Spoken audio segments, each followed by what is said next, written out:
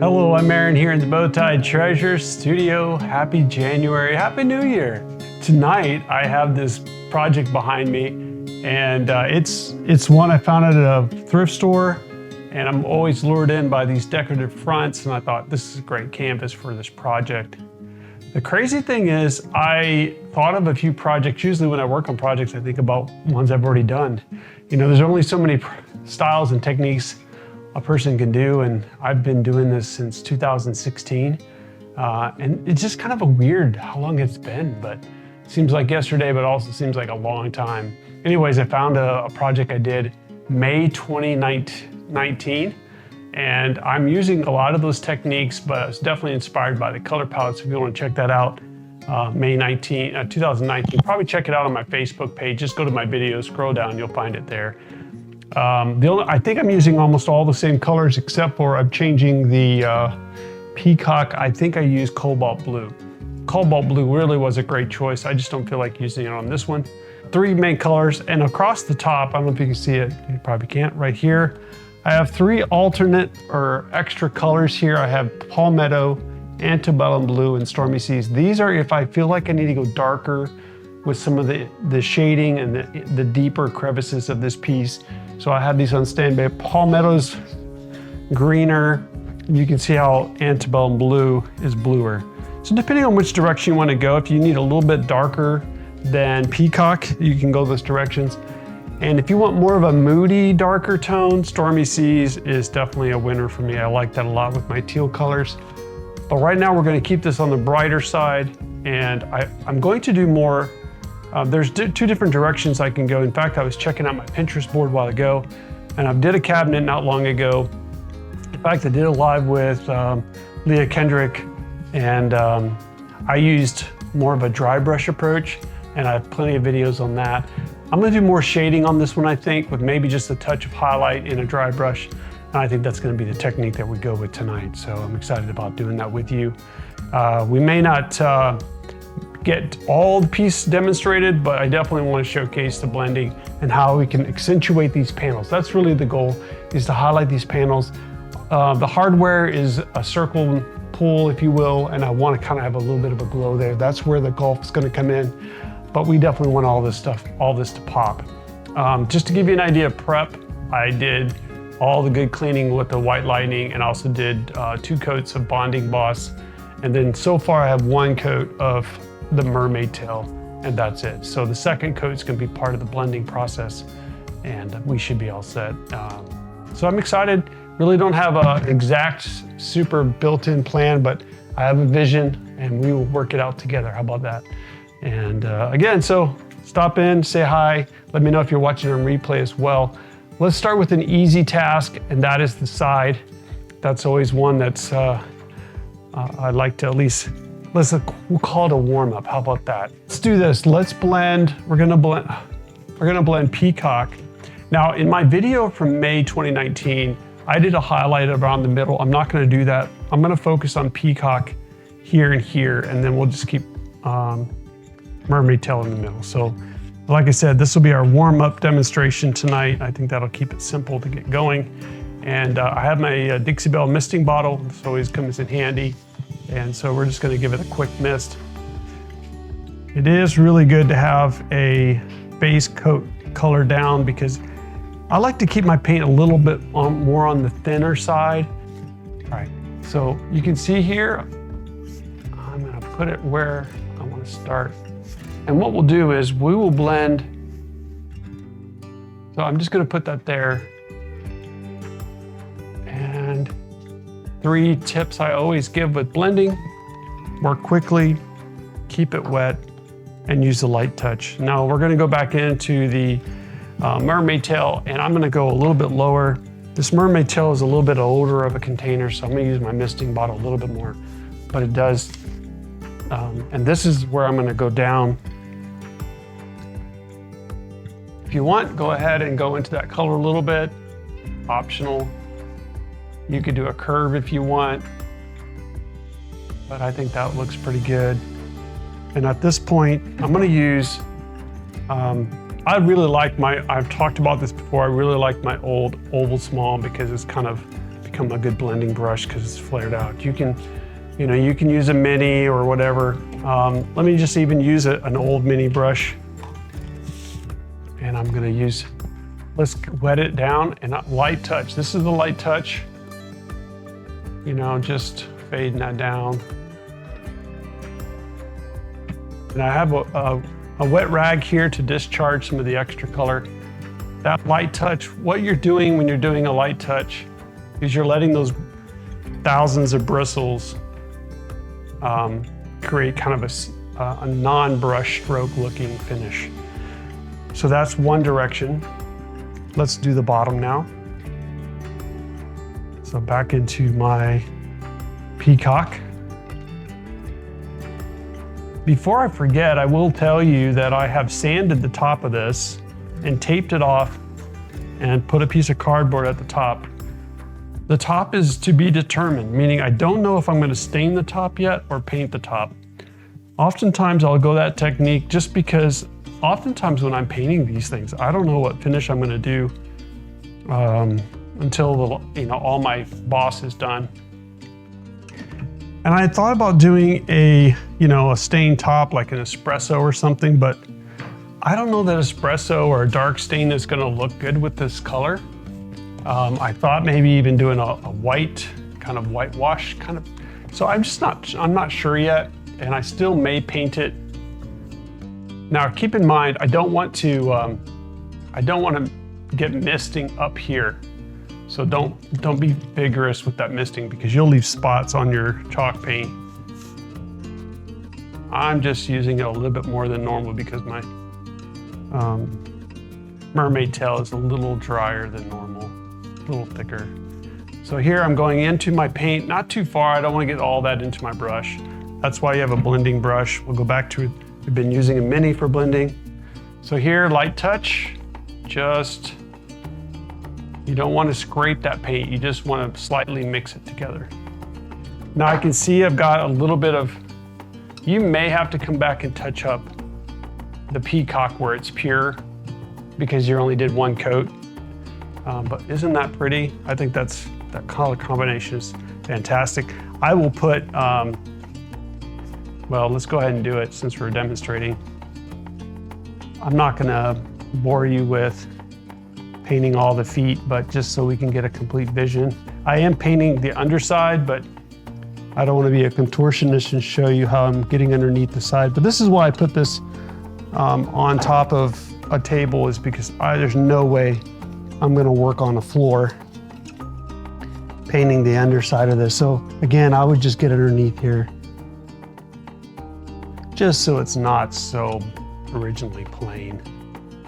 Because as you can imagine, everybody who's buying your furniture, if they are, unless you're doing it for yourself, is going to lay it on its back and they're going to see an embarrassing bottom of your piece of furniture. So I do like to paint when I can. So what do y'all think? Good combination, right? I think that's coming together really well. Let's carry this over to the front. Let me go ahead and just put a little bit of paint here since I have it out. And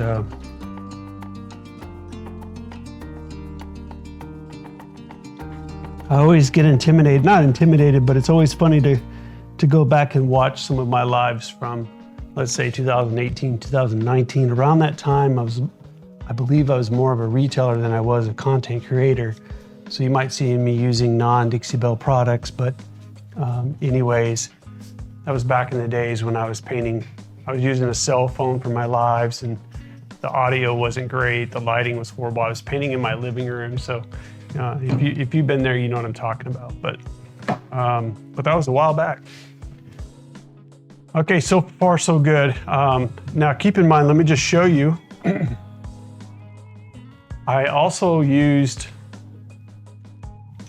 some painter's tape to tape off the inside. I think I showed this to you on my last live where I did some antiquing, just so that it has a nice clean edge. That works out really well, but I will address all that as I work on the inside. So let's focus on these panels. That's really the prettiest part of this piece, and that's where the technique's really going to come to life. So let's pull everything out here. Let me get the gulf down here as well. And so the way I'm envisioning this, darker to lighter. So what we'll do, And so I'm just gonna put a little bit of mist on here just to keep it loose. I'm gonna go into the Peacock. Now, I am painting the hardware, so you kind of have to push the paint in there. I also will open the cabinet and paint the rest of this. We'll just not do it on the live, so just know that I am painting on the inside of the cabinet and the top trim, but for the sake of the demonstration, we just need to get some paint on the outside so that we can show how this, I almost would call it a glow or vignette around the hardware. I'm just putting enough paint so that I can do my blending. Okay, so just smooth out anywhere that you need to come back and paint later on so you don't have clumps of paint. I may have to touch up some of this Peacock later on because again, it's the first coat, it's on a lighter color. But right now I'm just getting it on there so I have something to blend into. Feel free to ask any questions if you have anything you want to talk about. Now, I think on my video from 2019, and I didn't do as much blending, but I am wanting to do more of that blending today. So I think I'm gonna do, you have to find a place to put the color in. So I think I'm gonna put the blended color in this area here because I actually wanna do a 3-color blend. I don't do that a lot, but I have done enough of it in my day to be able to handle it. So you see where I'm putting the Mermaid Tail on more of this ribbed, I don't know what it's called, section right there. So that's about where I want to leave that. Hey Tammy, thank you so much for doing that. Tammy sprinkled it to the world. All right, let's do a quick mist. And then I think what I need to do, I was using the mini on the side, but I think that's too big of a brush. Let's switch to more of a 1-inch. I think that's a good size. And I'm using kind of a newer brush. Whatever gives you that softer, faded, remember light touch here. Not aiming for perfection. I just want to soften that blend, I guess is the word. Just want to blend those 2 colors together. Look how nice and soft that is. And I love it. Now we'll keep going with Mermaid Tail. Now I'm going to go ahead and come into the middle because the next color I'm going to blend is the Gulf. And you remember the secret is work quickly, keep it wet, and light touch. So keep it wet. I got to have some paint to do that. So we'll put that in there. Open my Gulf container. Whatever, you can choose whatever color you want. In this case, I chose colors that each one is a little bit lighter, but they're all in the same analogous color palette. Okay, we want to glow in here. I don't want to miss because I don't want to get any spots on my previous blending. But the hardware's going there. That's probably about all we need right there. And let's pick another brush. This is oval small. I find it helpful to mist that brush a little bit just to kind of give it the ability to blend that color. Light touch, I describe it as like figure 8s, like this kind of motion right there. But feel free to just feather, feather, feather touch. Just blending those colors and trying to remove any brush strokes. That's our goal. If you need to, which I'm gonna do, I'm gonna grab a smaller brush, something that I feel like I can do any touch up. Like if you got too far with the Gulf, just come in here with a smaller brush and just do any touch up. This is not critical, but if you just feel like I went a little too far, that's fine. All right, so there's that glow, and the hardware will get polished up, and usually it's gonna be polished, to a chrome, or so that hardware is gonna fit right there. That's the glow I'm looking for. Now, in order to complete, I think, the vision of this, there's so many ways we can go with shading and highlighting and antiquing. I think it would be really nice to come back to my Gulf brush. Let me just wipe off some of that extra paint. Let's try this together. Sometimes this works better as a dry brush, but I'm gonna put just a little bit of paint on my brush. So just enough to have some, and this is all still a little bit wet, but what if we just come in here and just catch the highlights of these pieces? Maybe we just do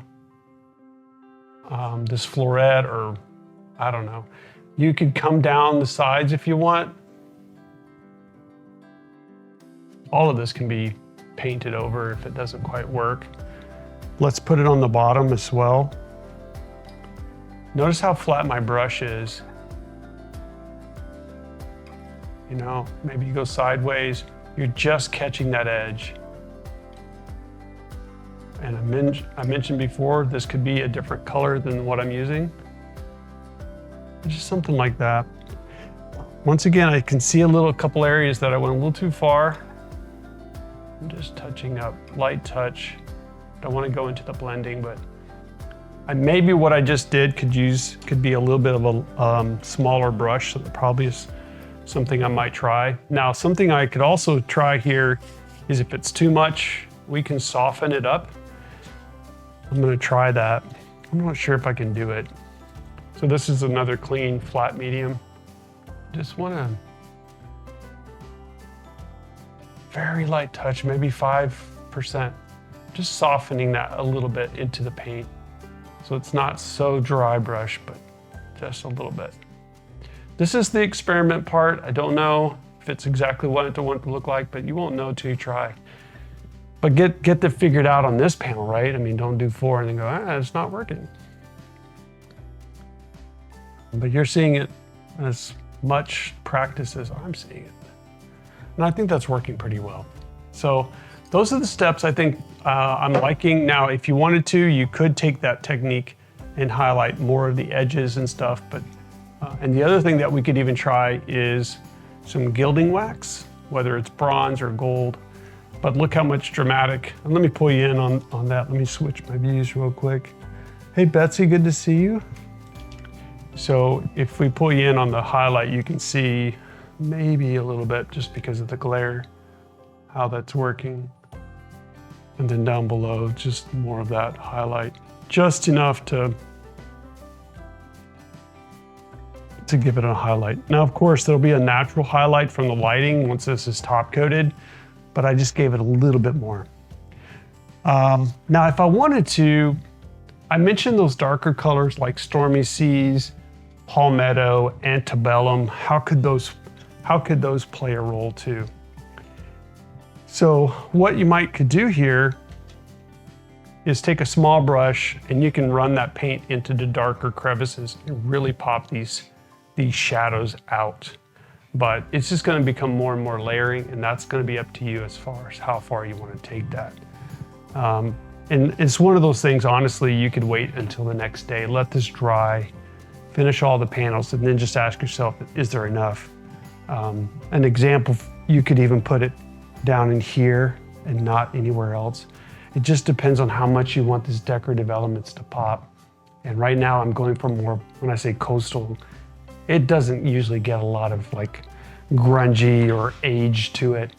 So if you go that way, now you're talking more like old world, or I'm not sure what else you would describe it as, but so you do definitely have options to consider. Yeah, I think that's going to come together. So this part here will be Peacock, and I may do some blending in there, maybe something in the middle here, or we just leave it like it is. Maybe do some shading in there. So we just have a lot of options to consider. So we'll work that. Let's do one more panel so that we can just make sure that we're being consistent, right? I mean, because after all, one is not, the percentages are still low that I can nail it twice. I have confidence I can do it, don't get me wrong. My problem right now is I have so many stinking brushes out. It's like, okay, which brush should I use for what? So I don't know, we'll try and keep this straight. I think I got my blending brush here, and but I definitely know which one I'm using for Peacock. So, all right, I'm gonna spend more time misting the brush because I don't wanna get that mist on the rest of the piece. So we'll do one more panel, and then we'll see it, unless there's some questions or whatnot. You'll just have to wait for the finished piece to be revealed to see how we did. like I said, I'll take this Peacock all the way on to the, there's parts I'll have to go back and paint after we're done with the live or tomorrow, but I'm just focusing on the parts that are gonna get blended, right? Moving quickly. Try and remember the steps. So if you can do all this and all these same steps in one sitting, you're gonna do better off remembering, unless you're a note taker. Some of you probably document your notes, I don't know. I do have a notebook with some of my finishes just to remember, okay, yeah, that's the colors and that's the order I did it. But this is not one of those kind of things. You know what really helps me the most is I just go back to my lives and say, oh yeah, that's what color I used. So my own lives are my help, that's great. Okay, that's good right there. Next, we're gonna come back in with Mermaid Tail. I'm misting my brush just not to get too much. I don't want to mist over wet paint. I don't put a lot of paint on my piece. Yes, you need paint to blend, but there's a balance. Too much paint, and now you got a mess to clean up. Not enough paint, you're not really blending if you don't put enough paint on there. I may have the wrong size brush, but that's okay. Like it's getting onto the Peacock work a little bit, but the blending is going to help fix all that. All right, let's switch over now to my blending brush, which I believe, I have no idea anymore. We're just going to go with the clean brush. You know what? I think I may have used this oval small. Soft touch, light hand, keep it wet, work quickly.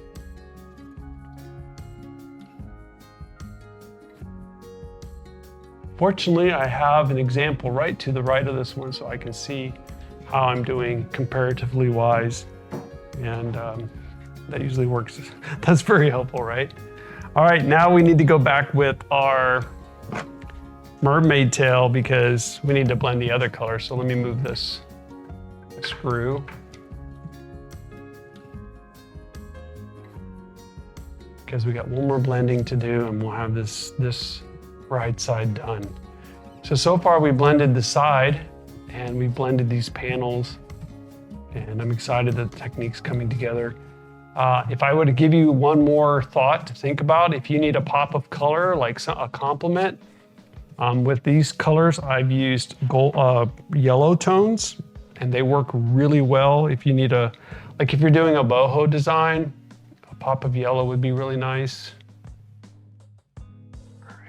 That's good there. And now we'll do our light blending.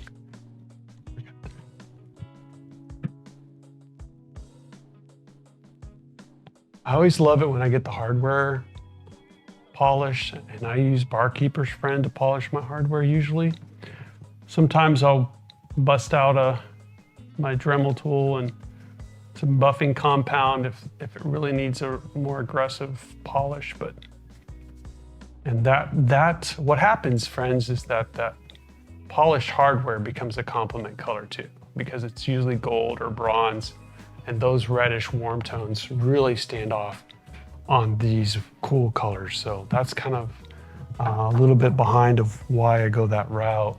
A little touch up here. I noticed that I have a little bit of extra paint up there. Light touch. All right, last technique, right? Here we go. So we're gonna go back into the Gulf. We're gonna scrape off the paint a little bit. So dip it in there and just scrape it off and let the lip put that paint on there. So we're gonna come in here. We're gonna probably go 3 directions: down, side to side. Maybe you go right, and then maybe you go, I said 3, but I guess I'm only doing 2. Oh, there we go, there's the 3rd. Flip the brush around, get that side. Like I said, you can do a smaller brush with this. It just depends on how heavy or how light you want that to be, or how careful you can be. If you think you're gonna goober up your project because you're using the wrong side brush, then definitely downsize that brush a little bit. Now, I will tell you that in my eye right now, this is very bright. It's brighter than it's going to dry. It's like I look over here and it's very subtle, and that's a good thing for me. I can go brighter, but I feel like I don't want it to be dominant. If you really want it to be bright, you can consider switching to more of like a fluff or a white or a drop cloth or something a little brighter, but I just want it to be a little bit of extra help by having that. Okay, so it just adds another dimension to your work. And again, this is just to soften it up a little bit. Not critical that you do that. And what I just did could also be done with gilding wax. Like if you want to give this a gold accent, we can really glam this up if we wanted to. I'm just using chalk paint, but don't worry. I never rule out the idea of using gilding wax until the very end, but yeah, so that's cool. What do y'all think? So we will continue. I'll let this dry and I'll continue to, let me use my finger here, to let this dry and just evaluate it at a matte dried state and decide if I need to add any more shading. But I think the colors are coming together really well. So, all right, well, that's our demonstration for today. I hope that at least gives you some insight on how I finished the project. And I'm looking forward to getting this done and staged, and we'll see how it goes. But I'm Aaron here in the Bowtie Treasure Studio. Thanks so much for joining me tonight. Be awesome. Do something creative this week. Let me know if I can be of any help, and say hi in the comments, or let me know if you're watching on replay. And until next time, I'll see y'all later. Take care.